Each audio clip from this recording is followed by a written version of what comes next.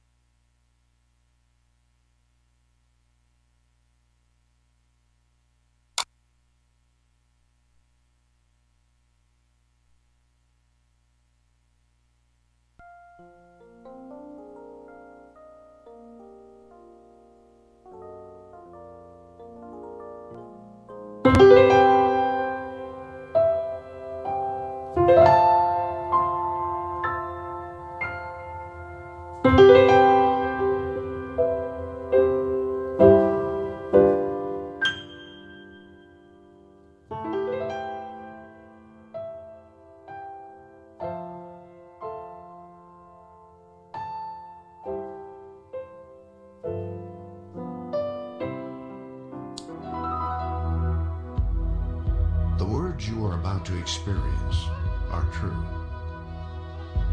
They will change your life if you let them. For they come from the very heart of God. He loves you, and He is the Father you have been looking for all your life. This is His love letter to you.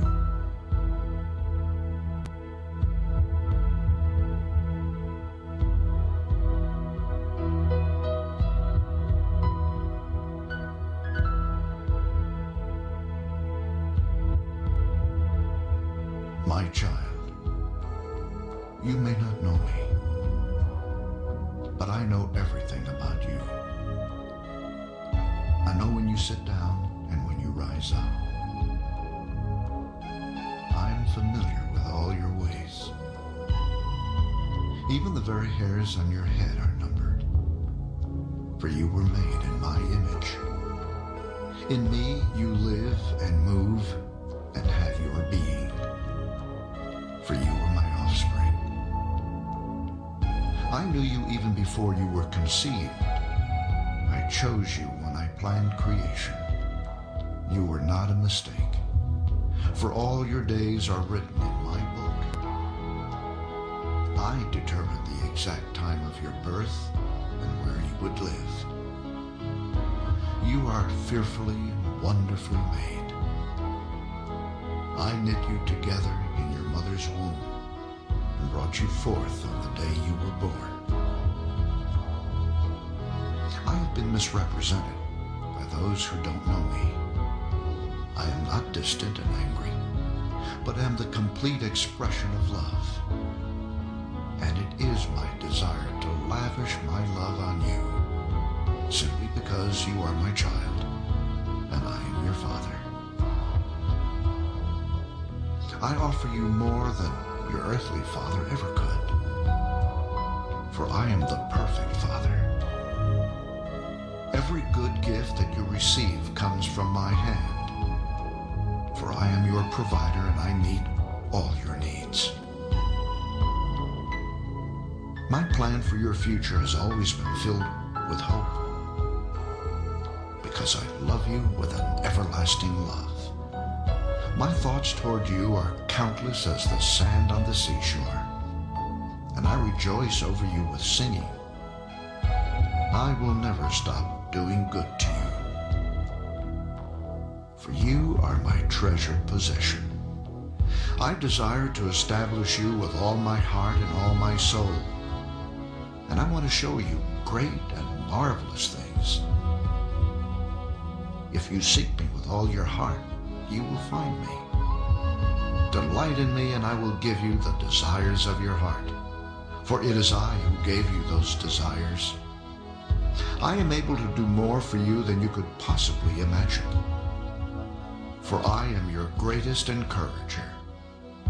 I am also the Father who comforts you in all your troubles. When you are brokenhearted, I am close to you. As a shepherd carries a lamb, I have carried you close to my heart. One day, I will wipe away every tear from your eyes, and I'll take away all the pain you have suffered on this earth. I am your Father, and I love you even as I love my Son Jesus. For in Jesus my love for you is revealed. He is the exact representation of my being. He came to demonstrate that I am for you, not against you, and to tell you that I am not counting your sins. Jesus died so that you and I could be reconciled. His death was the ultimate expression of my love for you. I gave up everything I loved that I might gain your love. If you receive the gift of my Son Jesus, you receive me, and nothing will ever separate you from my love again. Come home and I'll throw the biggest party heaven has ever seen. I have always been Father, and will always be Father. My question is, will you be my child? I am waiting for you. Love, your dad, Almighty God.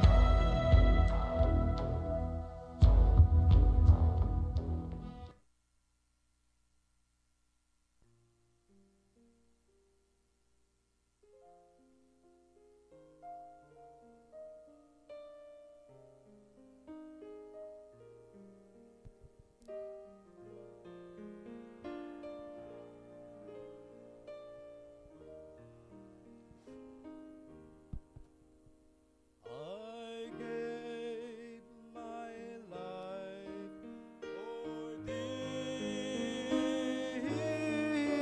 my precious blood I shed, that thou might ransom me and quicken from the dead.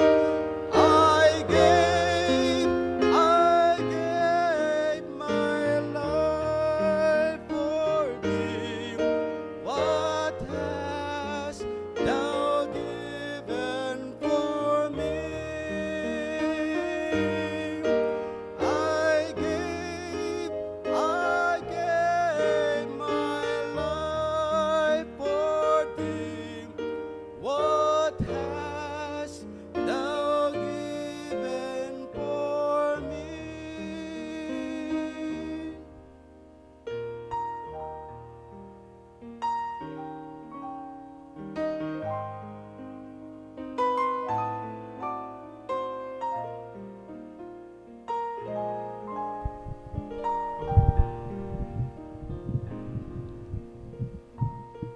Sapagkat gayon na lamang ang pagsinta ng Diyos sa sanlibutan, na ibinigay niya ang kanyang bugtong na anak, upang ang sino mang sa kanya'y sumampalataya ay huwag mapahamak, kundi magkaroon ng buhay na walang hanggan.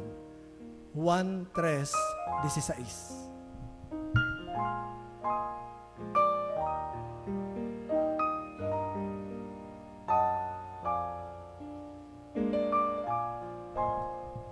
Siya na binigay kanya, I'm sorry.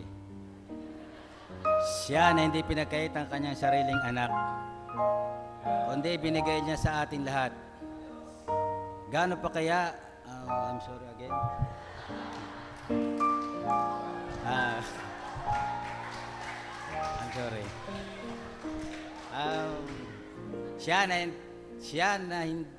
Nakalimutan ko. Siya na binigay niya ang kanyang sariling anak dahil sa atin.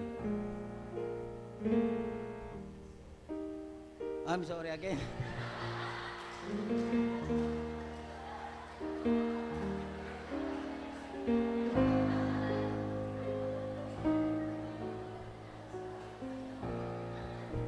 Dito nakikilala ang pag-ibig ng Diyos na ibinigay niya ang kanyang bugtong na anak upang tayo maligtas. Na ibinigay niya ang kanyang buhay para sa atin at tayo naman ay nararapat na ibigay ang ating buhay para sa mga kapatid.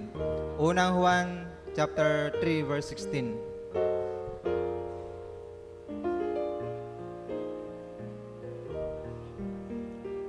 Walang dakilang pag-ibig na ibinigay ang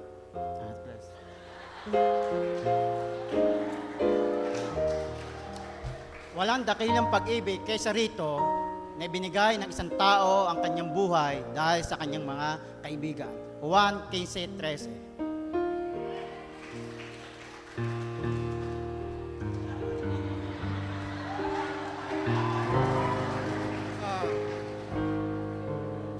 Sumayin niyo nawa.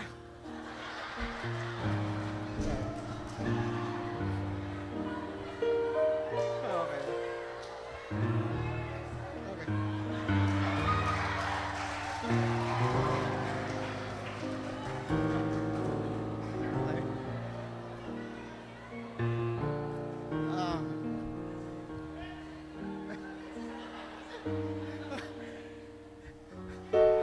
Sabi po dito ay sumayin niyo nawa ang biyaya at kapayapaan mula sa Diyos na Ama at sa ating tagapagligtas, ang Panginoon Kristo, na siyang nagbigay ang kanyang sarili dahil sa ating kasalanan upang tayo mailigtas sa kasalukuyang kasamaan ng salibutang ito ayon sa kalooban ng ating Diyos na ating Ama. Galatians chapter 1 verse 3 and 4.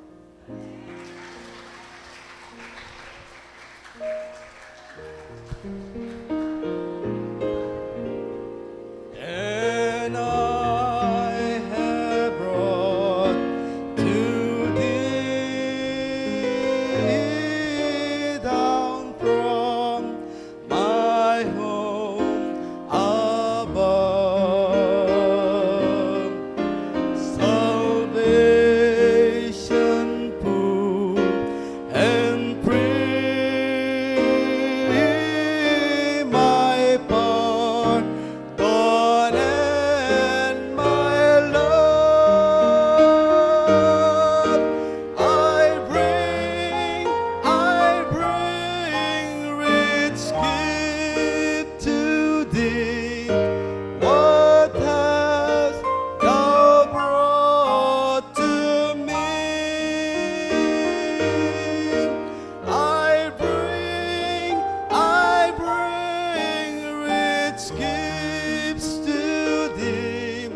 What hast thou brought to me?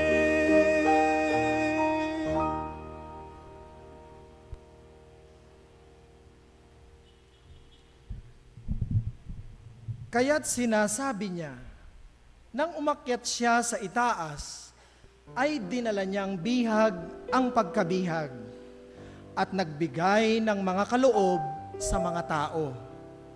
Ngayon ito, umakyat siya. Ano ito? Kundi siya'y bumabari naman sa mga dakong kalaliman ng lupa. Ang bumaba ay siya rin namang umakyat sa kaitaasan ng buong sangkalangitan upang kanyang mapuspos ang lahat ng mga bagay. At pinagkalooban niya ang mga iba na maging mga apostol, at ang mga iba'y propeta, at ang mga iba'y evangelista, at ang mga iba'y pastor at mga guro sa ikasasakdal ng mga banal, sa gawaing paglilingkod sa ikatitibay ng katawan ni Kristo, hanggang sa abutin nating lahat ang pagkakaisa ng pananampalataya at ang pagkakilala sa anak ng Diyos,